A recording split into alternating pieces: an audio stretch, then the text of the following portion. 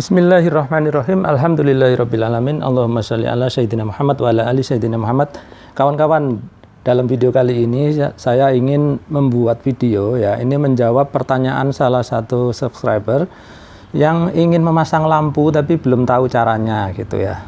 Baik, ini adalah sebetulnya rangkaian yang paling mendasar dari rangkaian listrik ya kawan-kawan. Baik, di sini kita urut aja nih ya. Kita dari sumber listriknya dulu. Kawan-kawan, pasti kalau berlangganan listrik PLN itu memiliki meteran PLN di depan rumah seperti ini, ya kan? Kemudian setelah meteran, biasanya kabel fase ya. Kabel fase itu adalah kabel yang kalau dipegang nyetrum atau menyengat ya, kawan-kawan. Nah, kabel fase itu selalu dilewatkan melalui alat yang disebut MCB seperti ini ya. MCB adalah miniatur circuit breaker. Fungsinya adalah untuk memutuskan arus setrum tadi bila terjadi kelebihan beban di daerah pemakaian atau terjadi korslet ya. Oke. Kemudian di samping kabel fase ini ada lagi kabel disebut kabel netral ya. Di sini warnanya saya bikin hitam. Kemudian satu lagi adalah kabel ground. Nah, kalau kabel ground ini biasanya PLN tidak menyediakan, tapi ini biasanya kita bikin sendiri di instalasi rumah kita, kawan-kawan. Kabel ground ini adalah penyaluran ke tanah. Baik, untuk dalam hal ini untuk rangkaian lampu kita tidak akan memakainya, karena memang biasanya lampu tidak memakai ground, kecuali lampu-lampu yang punya casing ya atau punya rumah yang cukup besar. Jadi kabel ini saya singkirkan aja. Baik, kita lanjutkan ya. Nah, kabel netral ini kalau dari PLN itu kalau dipegang tidak akan nyetrum kawan-kawan. Jadi kabel PLN itu ada dua, yaitu fase dan ground, fase dan netral.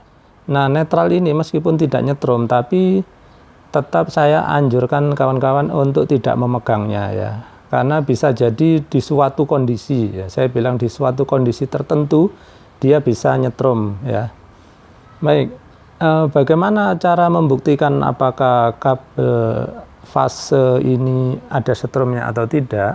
Maka kawan-kawan membutuhkan alat yang namanya ini test pen ya. Nah, test pen ini dia bisa di sini ada lampunya, yang mana lampunya itu bisa menyala kalau yang kita pegang ini mengandung listrik ya. Kawan-kawan perhatikan cara memakai test pen itu, ini kita pegang pakai, di sini selalu ada konduktornya ya, logam seperti ini. Kita tempelkan jari kita, lalu kita tempelkan ke sini. Oke, nah seperti itu. Kelihatan ya. Kemudian kalau di sini sudah mengandung listrik, berarti kawat atau kabel yang ke sana ya, selama dia belum terputus, maka semuanya akan mengandung listrik. Kita coba pegang di sini.